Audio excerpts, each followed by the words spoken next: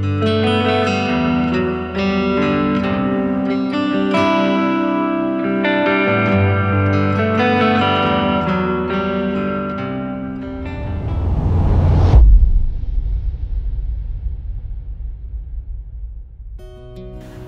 আমরা এসেছি ইতালির ফ্লোরেন্স শহরে। এখানে আছে মিকেলেঞ্জেলোর বিখ্যাত সৃষ্টি ডেভিড এর ব্রোঞ্জ মূর্তি। মূর্তিটি রাখা আছে দুওমো স্কোয়ারে, পুরনো রাজপ্রাসাদের সামনে। বাইবেলের গল্পে রাখাল বালক ডেভিড দৈত্য গলিয়াথকে যুদ্ধে পরাজিত করে বাঁচিয়েছিল তার দেশের মানুষদের। সেই গল্পের ভিত্তিতে তৈরি মিকেলেঞ্জেলোর এই ডেভিড পৌরুষত্বের চূড়ান্ত প্রতীক। আর্নো নদীর পাড়ে ইতালির ফ্লোরেন্স শহর। বহু পুরনো প্রাসাদগুলি শহরের প্রাচীনত্ব জানান দেয়।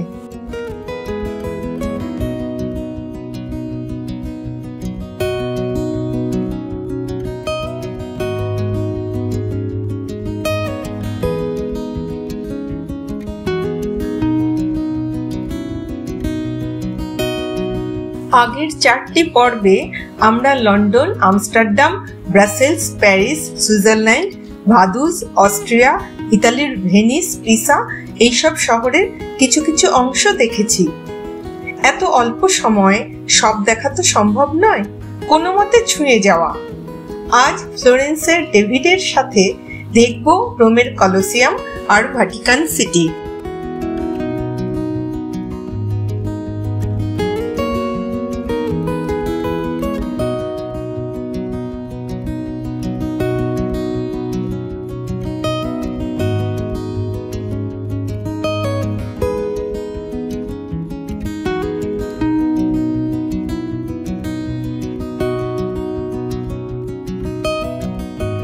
রোমের বিখ্যাত কলোসিয়াম পৃথিবীর সবথেকে বড় অ্যাম্ফিথিয়েটার। প্রায় 2000 বছরের প্রাচীন এই স্টেডিয়ামে গ্ল্যাডিয়েটরদের খেলা হতো। সিংহ, ষাঁড় ইত্যাদির সাথে লড়াই হতো। রোমের তখন স্বর্ণযুগ, দারুণ রমরমা। ওইখানে দাঁড়িয়ে ভেবেই গা শিরশির করছিল। সেদিন কোনো বিশেষ কারণে ভিতরে ঢোকার সুযোগ পাইনি। এই দুঃখ থেকে যাবে আজীবন। আধুনিক গণনা অনুযায়ী পৃথিবীর 7ম আশ্চর্যের মধ্যে রোমের কলোসিয়াম একটি।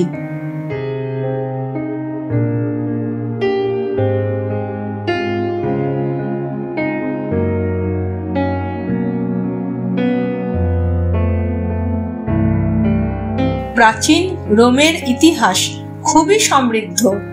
পুরনো ইমারতগুলি এখনো সেই কথা ঘোষণা করে।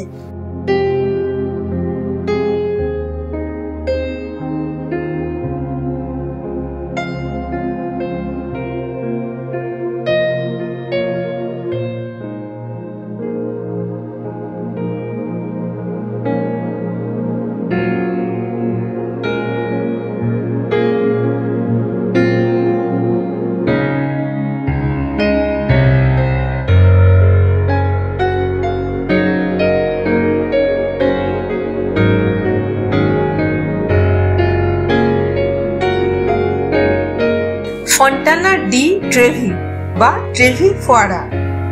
রোমের এই ফোয়ারা খুবই বিখ্যাত। শ্বেতপাথরের শৈল্পিক কারুকাজগুলো দেখার মতো।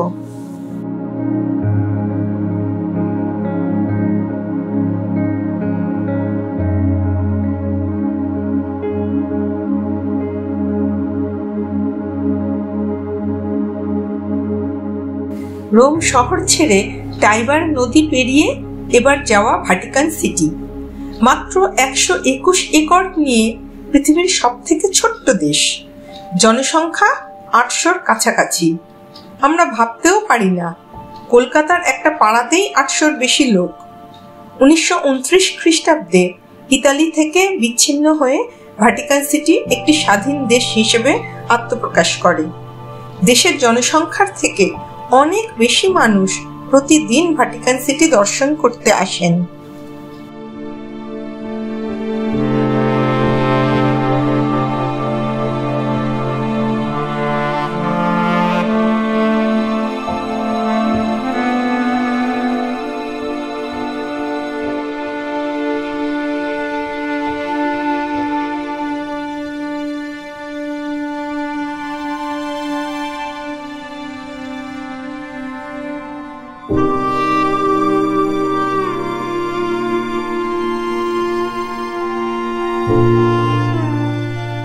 ভাটিকান সিটির অর্থনীতি নির্ভর করে আছে বিভিন্ন রকম ডোনেশন, পোস্টেজ স্ট্যাম্প ও সুভেনিয়ার বিক্রি, মিউজিয়ামে ঢোকার টিকিট এবং ভাটিকান সিটি থেকে প্রকাশিত বই বিক্রির উপর।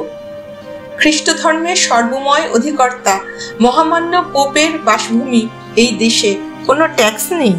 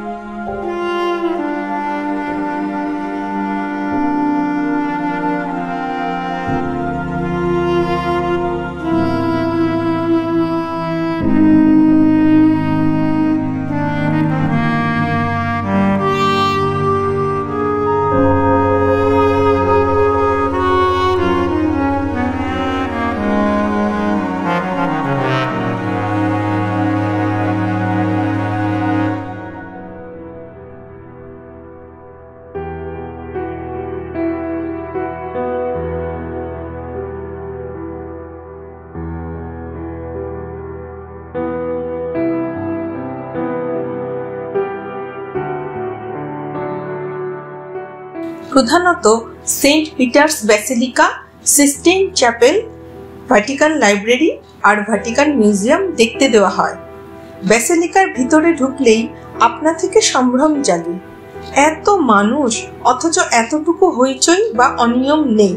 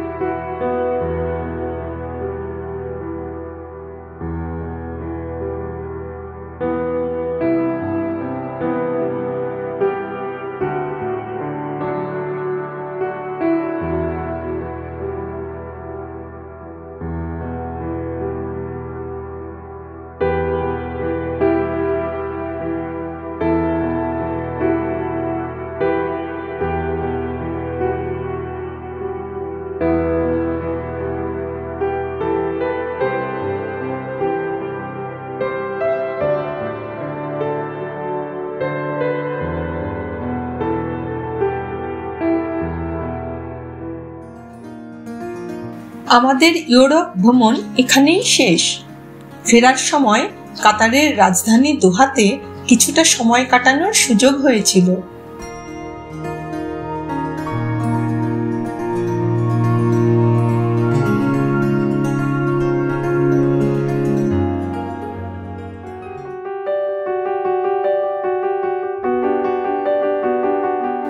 এখানে একটা কথা বলার আছে, আমার এই বেড়ানোর গল্প শুধুই এক মধ্যবিত্ত মহিলার চোখের দেখা। গেছিলাম এক ট্রাভেল এজেন্সির সাথে, কোন হোটেলের কত রেট বা কোন গাড়ির কত ভাড়া জানতে পারিনি, বলতেও পারবো না। শুধু যে জায়গাগুলো দেখছি, ভালো লাগছে, আনন্দ পাচ্ছি, সেগুলো সবার সাথে ভাগ করে নেওয়া।